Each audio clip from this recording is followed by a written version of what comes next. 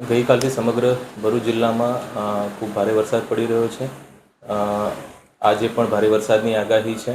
ઉપરવાસમાં પણ જે આપણું સરદાર સરોવર ડેમ છે ને ઉપરવાસમાં પણ ખૂબ ભારે વરસાદ વરસી રહ્યો છે, જેના કારણે સરદાર સરોવર ડેમમાંથી 4,46,000 ક્યુસેક જેટલું પાણી છોડવામાં આવી રહ્યું છે. એની સાથે સાથે કરજણ ડેમમાંથી પણ અરાઉન્ડ 50,000 ક્યુસેક જેટલું પાણી છોડવામાં આવી રહ્યું છે. એના કારણે ગોલ્ડન બ્રિજ આગળ જે આપણી સપાટી છે એ 25 ફૂટને ટચ કરી છે અને હજુ થોડી શક્યતા છે કે એ સપાટી ઉપર હજુ વધે.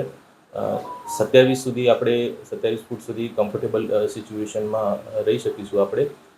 તેમ છતાં નીચાણવાળા જે વિસ્તારો છે, જેમ કે કસક છે, ખુર્જા બંદર છે, અંકલેશ્વરના જૂના છાપરા ગામ બાજુ, ત્યાં એલર્ટ લોકોને કરી દેવામાં આવે છે. સતત ટીમો જે નીચાણવાળા વિસ્તારો છે ત્યાં એલર્ટ અત્યારે આપી રહી છે અને એવી કોઈ પરિસ્થિતિનું નિર્માણ થાય કે જ્યારે પાણી પ્રવેશવા માંડે નીચાણવાળા વિસ્તારમાં, ત્યારે તરત જ અમે ઇવેક્યુએશન સ્ટાર્ટ કરીશું. હાલ સ્થિતિ નોર્મલ છે, પરંતુ સમગ્ર પરિસ્થિતિ પર અમારી નજર છે.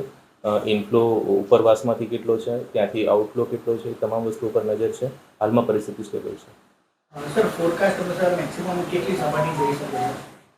એ કહેવું મુશ્કેલ છે, કારણ કે ઘણા બધા પરિબળો હોય છે. જે કેચમેન્ટ વિસ્તારો છે નદીનો, એમાં કેટલો વરસાદ પડે છે, ઉપરવાસમાં હવે કેટલો વરસાદ પડે છે, એવા ઘણા બધા ફેક્ટર્સ છે. એટલે શક્યતાઓ હાલના તબક્કે 26 ફીટ સુધીની અમે જોઈ રહ્યા છીએ.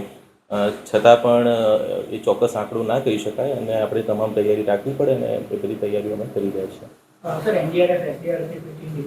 હાલ એવી જરૂર નથી, કારણ કે કોઈ ગામમાં પાણી ઘૂસ્યા હોય અથવા તો કોઈ વિસ્તારમાં કોઈ એવું ડેમેજ થયું હોય એવા સમાચાર નથી.